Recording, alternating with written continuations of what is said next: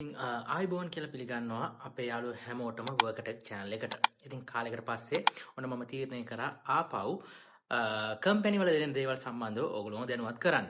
ඉතින් අද අපි කතා කරන්න යන්නේ ටිකක් සෙන්සිටිව් හැබැයි ඒ වගේම ඇත්ත කතාවක් සම්බන්ධව.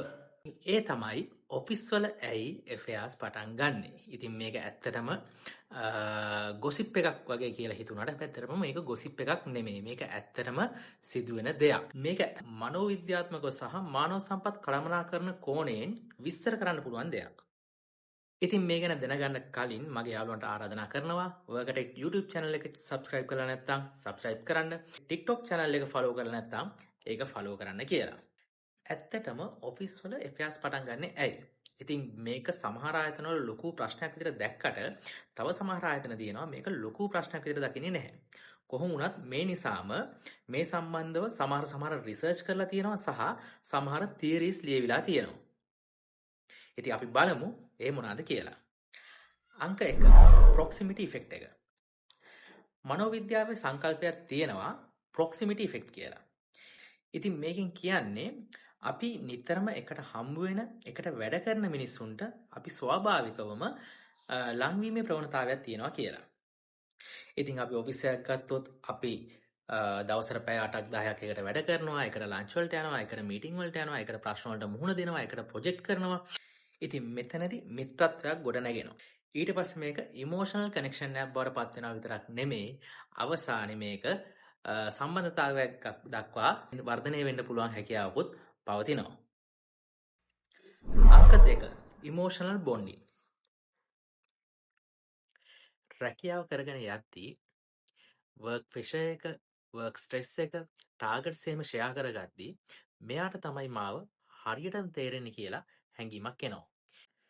ඔන්න එතනදී එකිනෙකා පුද්ගලික කතාබහ ෂෙයා කරගන්න ගන්නවා, එකිනෙකාට උදව් කරගන්න ගන්නවා.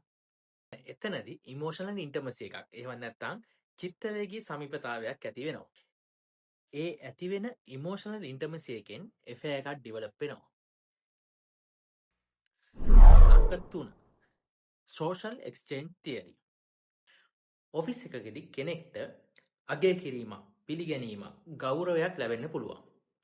ඉතින් තමන්ගේ පුද්ගලික ජීවිතේ එහෙම දේවල් ලැබෙන්නේ නැති කෙනෙක්ට ඔෆිස් එකේදී කෙනෙක්ගෙන් එහෙම දේවල් ලැබෙද්දී එතනදී මානසික ලැබියාවක් ඇති වෙලා affair එකක් ආරම්භ වෙන්න තියෙන ප්‍රතිශතය ඉතා වැඩි.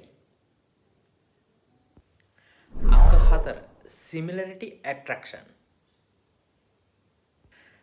අපිට අපි වගේම මිනිස්සුන්ට යම් ආකර්ෂණයක් තියෙනවා. ඉතින් ආයතනයක එකම අධ්‍යාපන මට්ටම තියෙන, එකම එක හා සමාන පෞල් පසුබිමක් තියෙන, එහෙම නැත්නම් එකම අරමුණු තියෙන, එකම තනතුරේ කට්ටියව අපිට මුණ ගැහෙනවා වැඩි සහ අපිට ආශ්‍රය කරන්න ලැබෙනවා වැඩි. ඉතින් මේ හේතුවෙන් ඉක්මනින්ම ආකර්ෂණය වෙනවා විතරක් නෙමෙයි, ඉක්මනින්ම සම්බන්ධතාවයක් පටන් ගැනීමට තියෙන අවකාශයත් ඉතා වියලයි. ඇත්තටම ආයතනයක සම්බන්ධතාවයක් පවත්වාගෙන යාම ප්‍රශ්නයක්ද? ඔව්.